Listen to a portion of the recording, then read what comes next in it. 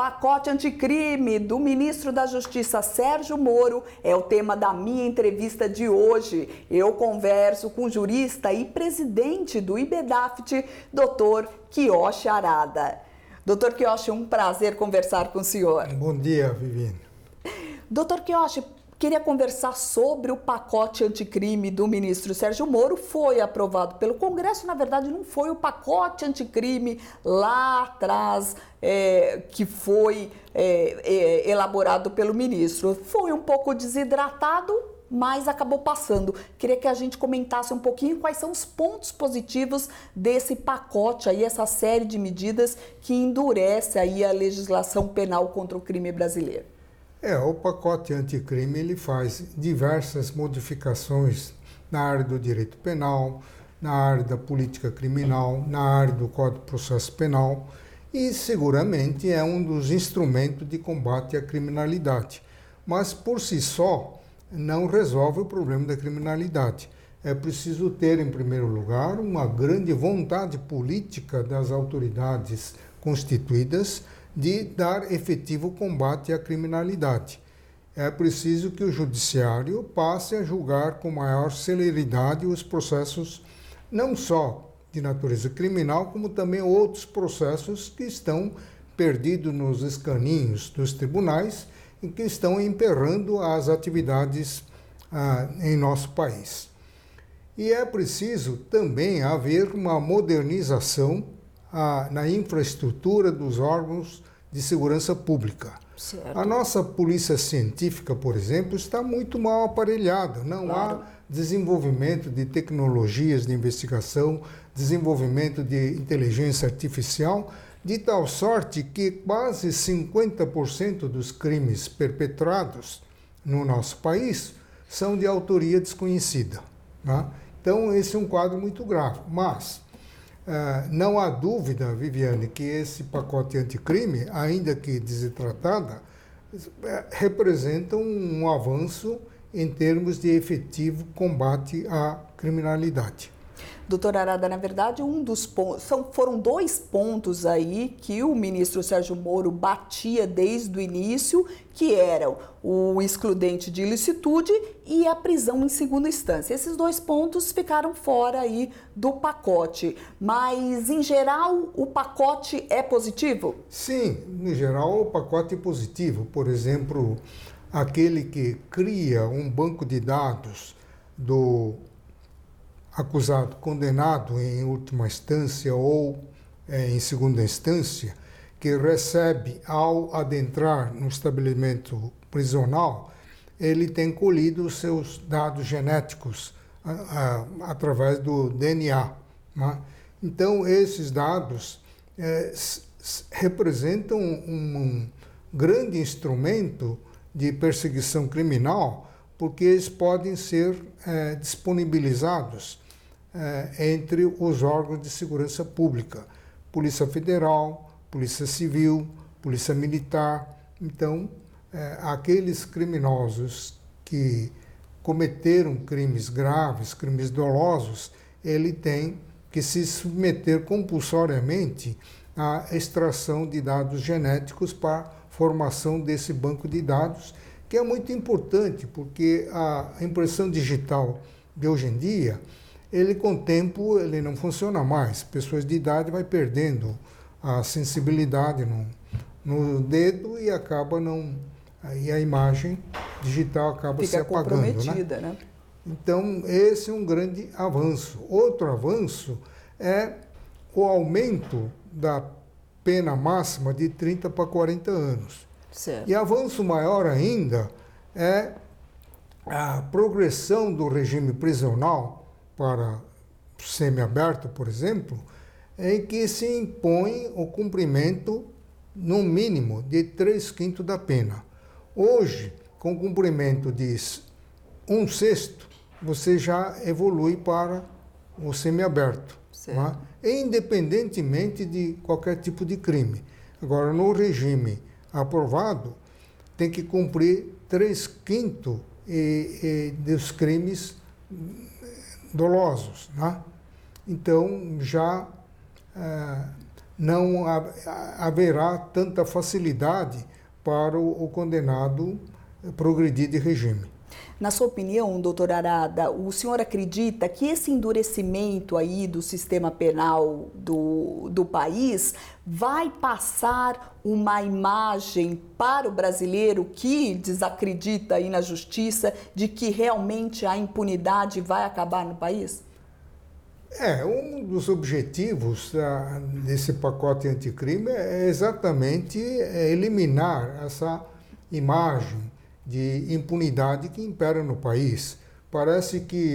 Até agora, parece que praticar o crime compensa, não é? Contrariando o velho ditado que o crime não compensa. Não é? Mas alguns pontos, lamentavelmente, foram rejeitados. Por exemplo, a criminalização do Caixa 2, por exemplo, foi rejeitado. Não é? E também, é claro, os outros pontos que foram o excludente de ilicitude, que era muito polêmico, e agora segue um projeto ou um outro projeto do governo federal dizendo aí que pelo menos garantir aí o excludente de ilicitude em atos quando a polícia estiver exercendo aí a garantia de lei e da ordem, é isso. O que o senhor acha do excludente de ilicitude? Isso daí é um perigo para a sociedade em geral. Praticamente uma licença para matar. Agora, o sistema atual, artigo 23 do Código Penal, já regula excludente de criminalidade em 3 hipóteses. Agir no estado de necessidade, por exemplo, você, para se livrar de um choque frontal com um caminhão, você faz um movimento brusco à direita e acaba matando uma pessoa ou causando um acidente grave. Aí agiu no estado de necessidade. É legítima defesa, que pressupõe também aquela legítima defesa putativa. E, finalmente, agir no estrito cumprimento do dever legal. Em qualquer hipótese, respondendo o agente por excesso doloso ou culposo. Então, isso daí é suficiente para resguardar o agente policial no cumprimento do seu dever. Né?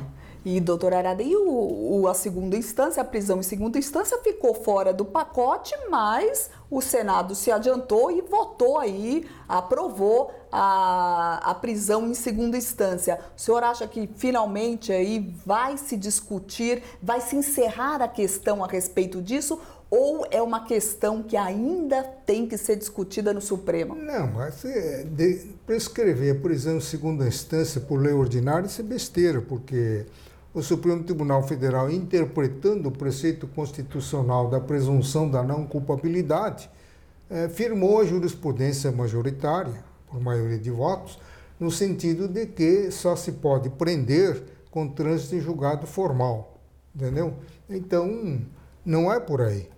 Mesmo porque o ministro Sérgio Moro, quando incluiu essa questão no projeto anticrime, não havia ainda um pronunciamento do Supremo Tribunal Federal. Do Supremo Tribunal Federal. Para se mudar isso, só uma mudança na Constituição mesmo. Mudança na Constituição, mas não do jeito que eles estão fazendo. Quer dizer, eles estão fazendo de conta que estão atendendo ao clamor popular para restabelecer prisão em segunda instância, mas eles não querem fazer.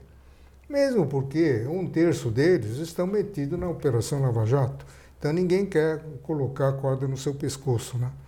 Então, para ser viável a prisão em segunda instância, aí seria a última instância, seria introduzir uma modificação no artigo 102 e 105 da Constituição Federal, abolir o recurso especial e o recurso extraordinário em condenações criminais. Ponto.